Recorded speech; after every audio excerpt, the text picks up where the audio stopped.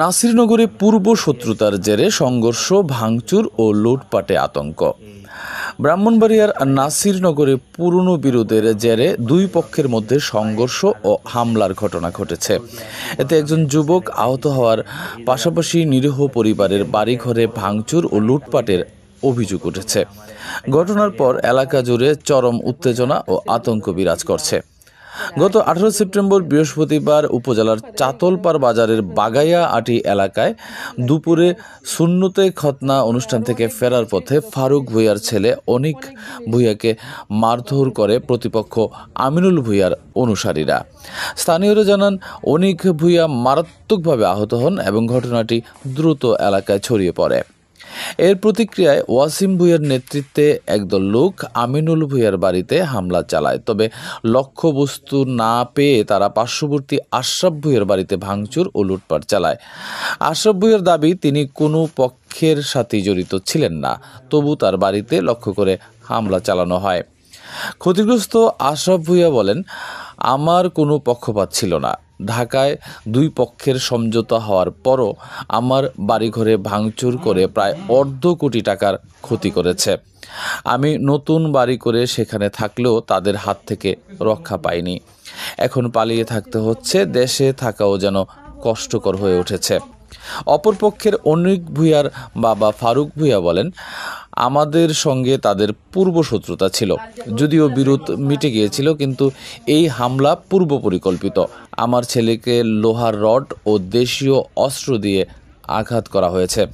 তবে ভাঙচুর ও লুটপাটের বিষয়ে জানতে চাইলে তিনি দাবি করেন, তাদের ঘর তারা নিজেরাই ভেঙেছে।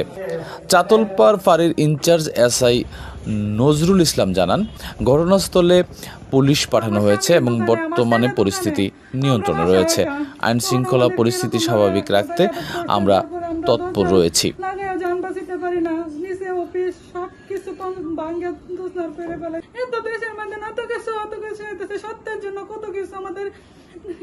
সরকার পতন হয়ে গেছে আর আমাদের কাছে বিচার নাই। আমি দেশের মানুষের কাছে বিচার চাই। অনেক হঠাৎ করে দেখা গেছে প্রায় 50-60 জন লোক দা কুন্তি কোড়াল হাতে নিয়ে চলে আসছে এই বাসায় আক্রমণ করার জন্য। আসলে মালিকের সাথে বা কে বা কারা কি নিয়ে সংঘর্ষ আমরা কিন্তু কিছুই জানি না। রোজ বৃহস্পতিবার আনুমানিক 3টার দিকে আমি নামাজ পড়া দোকান থেকে বাসা গেছি। আমার বাসায় অ্যাটাক। কি কারণে আমার বাসায় অ্যাটাক করলো আমি জানি না। আমার বাসা ভাঙচুর কইরা দরজা লাগাই দান বাঁচাতে পারি না। আমার বাসার সম্পূর্ণ প্রায় 20-50 লক্ষ টাকার মাল নষ্ট করছে। আমি তো কোনো অপরাধ করছি না, আমি কারো গালিও দিছি না, কারো আমি ভকাও দিছি না, কারোর সাথে আমার কোনো বেদত নাই। এখন আমার এই শখের ভিতরে আমার এই জীবনটা আমার শেষ করে দিল। আমি তো কেউ কোনো ক্ষতি করছি না, এরা আমার ফাইলে ক্ষতিটা গেলিয়ে করলো। যারা ক্ষতি করছে এরা সাথে ঝগড়া করবো, ফাইসালা করবো। আমার তো কোনো এর সাথে কোনো ঝগড়া নাই, আমি তো কোনো ঝগড়ার মধ্যে নাই। ঝগড়া করবো দিকে আমি বাড়ি ছেড়ে চলে আসছি। আমি বাজারাতেই, আমার বাড়ি এনে বেশি দূর না, 2-5 মিনিট লাগে যাইতে। আমি এই জন্য বাজার থেকে বাড়ির থেকে বাজারে চলে আসলাম। বাজার আমার জীবন নিরাপত্তা নাই। আমার বাজার ভাঙ্গা সেরা যখন পুলিশ প্রশাসন আসছে তখন আবার গেছে আমার বাড়িতে। বাড়ি থেকে আমার বিল্ডিং ভাঙ্গা আমার ছোট ভাই মোটর ভাঙ্গা ফেলাইছে, দরজা ভাঙ্গা ফেলাইছে, সিসি ক্যামেরা সব নিয়ে গেছে। সিসি ক্যামেরার যে মেশিনটা এটাও নিয়ে গেছে। মোটর সাইকেল আমার ছোট ভাই দুবাই প্রবাসী, ওর মোটর সাইকেলটা পর্যন্ত মনে করো ভাঙ্গা গুড়া করে ফেলাইছে। আমার মারা গেছে। আমার কোনো শত্রুবাদ কারোর সাথে নাই। শত্রু হইল মঞ্জু মেম্বরের ছেলে আর হইল হাজি আসাদুজ্জামান ভূঁইয়ার ছেলে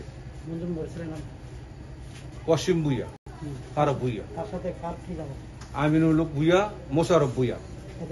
জি, ঝামেলা এরা মনে করেন আগে কিছুদিন আগে এরা মারামারি করছে। কিলিও করছে বলতে গেলে অযথা একজনটা মারছে, মারার পরে এটা আবার ইস্যু করে আবার এরা মারছে। এই ইস্যু করে আবার এরা ঢাকা গেছে, দুনো পক্ষ ঢাকা গেছে।